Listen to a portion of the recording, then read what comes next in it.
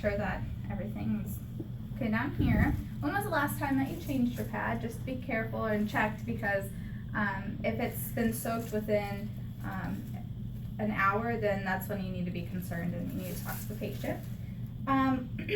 This, I would say, is a small amount. It's red, so it's rubra, and yeah, it looks good. All right.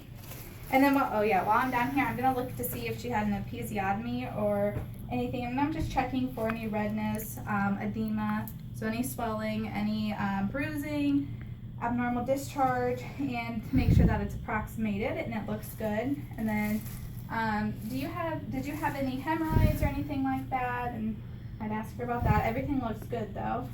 And then I would roll her on her side to look at her bottom to make sure that, you know, if it was torn to the rectum, you check that out and check for hemorrhoids. And you're also making sure that if they have an epidural site, that you're checking that to make sure it's not infected or anything, and that it looks okay. Next, I'm going to take my gloves off because I just was messing with all that. And throw those away. I'm going to do the Homan sign, and what I'm looking for is any blood clots or anything. So I'd ask the patient if she's been having any pain, feeling for any redness or swelling. I'm going to take the sock off. Everything looks good. No swelling, no pain. She says she hasn't had any pain. So next I'm going to check for clonus. I'm going to bend the knee up, and then I'm going to flex the foot, and that's a good sign because it's fell down fast. And then during this, I'm kind of assessing also like the emotional side, make sure she's not like crying and stuff like that, and that she's talking okay to me. And everything seems good with that.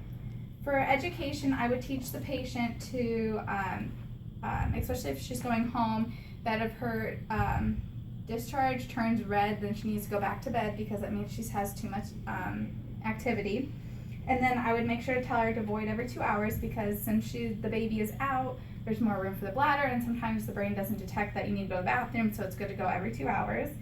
And then I would, like I said, remind her the signs of hemorrhaging, which is just bleeding, and I would tell her that, you know, if it goes back to red, then you need to call somebody or come in.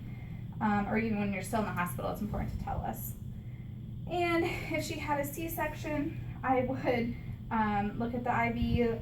If she had, you know, a Foley in, I'd check that out, make sure the urine looks good, make sure that it's in place and that there's no redness. And then you would look at like the dressings and the incision site. And that is